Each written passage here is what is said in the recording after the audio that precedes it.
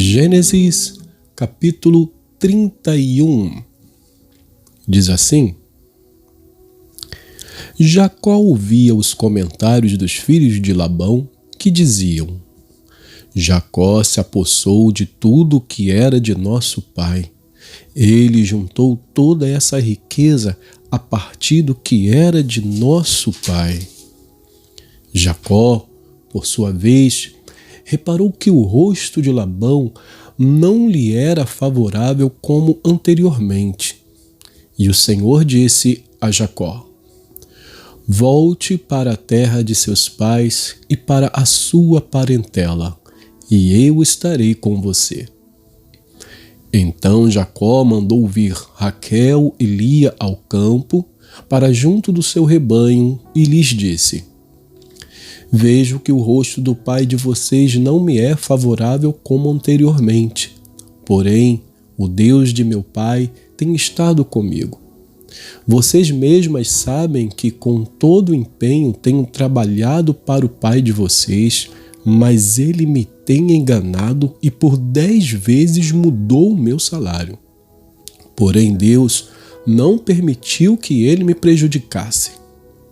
Se ele dizia: os salpicados serão o seu salário, então todos os rebanhos davam salpicados. E se ele dizia: os listrados serão o seu salário, então os rebanhos todos davam listrados. Assim, Deus tirou o gado do pai de vocês e o deu a mim. Pois, chegado o tempo em que os animais acasalavam, levantei os olhos e vi em sonhos que os machos que cobriam as ovelhas eram listrados, salpicados e malhados. E o anjo de Deus me disse em sonho: Jacó, e eu respondi: Eis-me aqui. Ele continuou: Levante agora os olhos e veja que todos os machos que cobrem o rebanho são listrados, salpicados e malhados, porque vejo tudo o que Labão está fazendo com você. Eu sou o Deus de Betel, onde você ungiu uma coluna onde me fez um voto. Levante-se agora, saia desta terra e volte para a terra de sua parentela. Então Raquel e Lia disseram: Será que ainda existe para nós parte ou herança na casa de nosso pai? Não é verdade que ele nos considera como estrangeiras? Pois nos vendeu e consumiu tudo o que nos era devido. Porque toda a riqueza que Deus tirou de nosso pai é nossa e de nossos filhos. Agora, pois, faça tudo o que Deus pediu que você fizesse.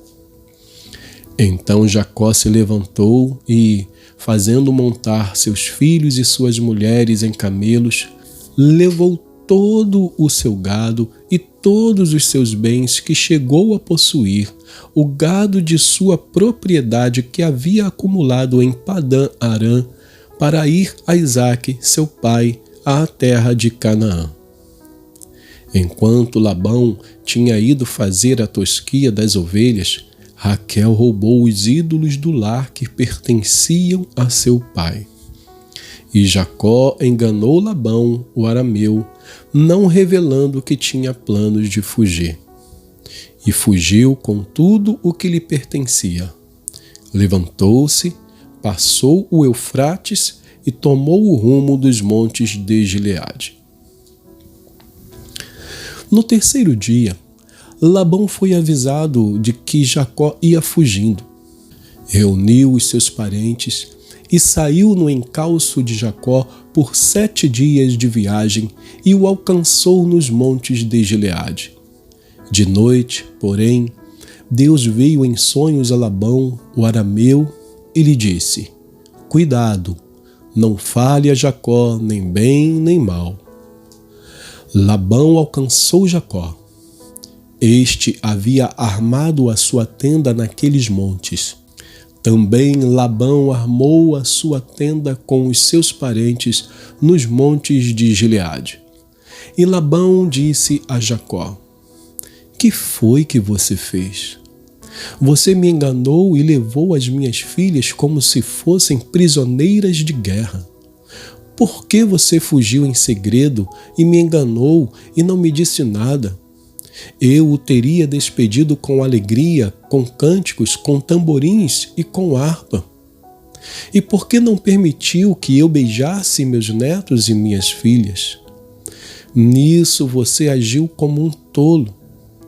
Tenho em minhas mãos o poder para fazer mal a vocês, mas ontem à noite o Deus do pai de vocês me falou e disse: cuidado, não fale a Jacó nem bem nem mal. E agora que você partiu de vez, pois está com saudade da casa de seu pai, por que roubou os meus deuses? Jacó respondeu: porque tive medo. Pensei assim, para que não aconteça que me tome à força as suas filhas. Que seja morto aquele com quem o Senhor achar os seus deuses. Na presença de nossos parentes, verifique o que pertence ao Senhor e, se estiver comigo, pode levar embora. Acontece que Jacó não sabia que Raquel os havia roubado. Labão entrou na tenda de Jacó, na tenda de Lia e na tenda das duas servas, mas não achou nada. Tendo saído da tenda de Lia, entrou na tenda de Raquel. Ora, Raquel havia pegado os ídolos do lar e, depois de colocá-los na sela de um camelo, estava sentada sobre eles. Labão apalpou toda a tenda e não os achou. Então Raquel disse ao pai: não fique zangado, meu senhor, por eu não poder me levantar na sua presença, pois estou no meu período menstrual. Ele procurou, mas não encontrou os ídolos do lar. Então Jacó ficou zangado e discutiu com Labão. Dirigiu-se a Labão, dizendo: qual é a minha transgressão? Qual o meu pecado para o Senhor me perseguir com tanta fúria? Havendo apalpado todos os meus utensílios, quais foram os utensílios de sua casa que o Senhor encontrou? Coloque-os aqui diante dos meus parentes e dos seus parentes, para que julguem entre nós dois. 20 anos eu estive com o Senhor. As suas ovelhas e as suas cabras nunca perderam as crias, e não comi um só carneiro do seu rebanho. Não lhe apresentei os animais que eram despedaçados pelas feras. Assumi o prejuízo. Da minha mão o Senhor o requeria, tanto o roubado de dia como de noite. De maneira que eu andava de dia consumido pelo calor, de noite pela geada, e o meu sono me fugia dos olhos. 20 anos permaneci em sua casa. 14 anos trabalhei para o Senhor pelas suas 2 filhas, e 6 anos trabalhei para conseguir o seu rebanho.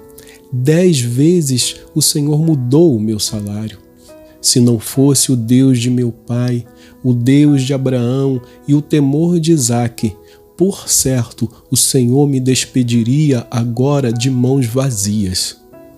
Mas Deus viu o meu sofrimento e o trabalho das minhas mãos, e ontem à noite ele repreendeu o Senhor. Então Labão respondeu a Jacó: as filhas são minhas filhas, os filhos são meus netos, os rebanhos são meus rebanhos, e tudo o que você está vendo é meu. Que posso fazer hoje a estas minhas filhas ou aos filhos que elas deram à luz? Venha, pois, e façamos uma aliança, eu e você, que sirva de testemunho entre mim e você. Então Jacó tomou uma pedra e a erigiu por coluna, e disse aos seus parentes: ajuntem pedras. Eles foram ajuntar pedras e fizeram um montão, ao lado do qual comeram. Labão deu-lhe o nome de Jegar-Saaduta, mas Jacó lhe chamou de Galeede. E Labão disse: seja hoje este montão de pedras por testemunha entre mim e você.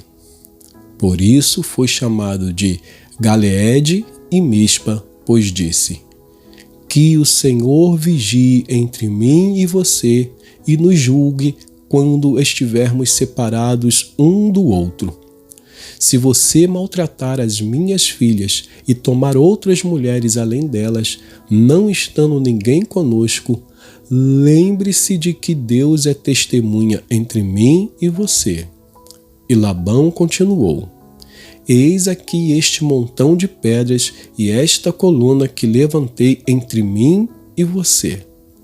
Seja o montão testemunha, e seja a coluna testemunha de que para mal não passarei para o lado de lá do montão, e você não passará para o lado de cá do montão e da coluna. O Deus de Abraão e o Deus de Naor, o Deus do pai deles, julgue entre nós.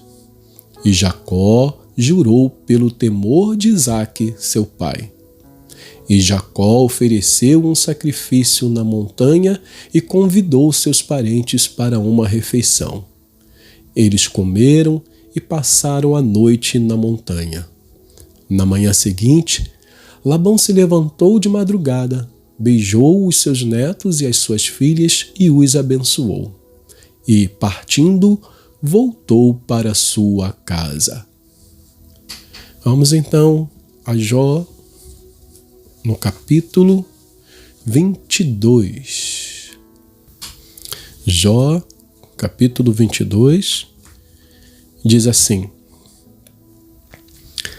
então Elifaz, o temanita, tomou a palavra e disse: pode o homem ser de algum proveito para Deus? Não, o sábio só é útil a si mesmo. Será que o Todo-Poderoso tem interesse em que você seja justo? Será que ele tem algum lucro se você for perfeito em todos os seus caminhos? Ou será que é por causa do seu temor a Deus que ele o repreende ou entra em juízo contra você? Não é fato que é grande a sua maldade e incalculável a sua iniquidade? Porque sem motivo você exigiu penhores do seu irmão e despojou das roupas os que estavam seminus. Você não deu água ao cansado e ao faminto você se recusou a dar pão. A terra pertencia ao homem poderoso e só os privilegiados moravam nela. Você despediu as viúvas de mãos vazias e os braços dos órfãos foram quebrados. Por isso você está cercado de laços e repentino pavor toma conta de você. Está submerso por trevas que impedem você de enxergar e pelas águas transbordantes que o cobrem.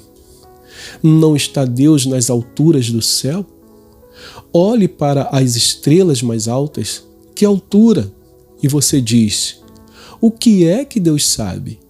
Será que ele pode julgar através de densa escuridão? Grossas nuvens o encobrem, de modo que não pode ver. Ele só passeia pela abóbada do céu. Você quer seguir a rota antiga que os iníquos percorreram? Estes foram levados antes do tempo. Uma torrente arrastou os seus alicerces. Diziam a Deus: deixa-nos em paz. E perguntavam: o que pode fazer-nos o Todo-Poderoso? Contudo, foi Deus quem encheu de bens as casas deles. Longe de mim o conselho dos ímpios. Os justos veem a destruição deles e se alegram. O inocente zomba deles, dizendo: na verdade, os nossos adversários foram destruídos e o fogo consumiu o resto deles. Portanto, reconcilie-se com Deus, viva em paz com Ele, e assim lhe sobrevirá o bem.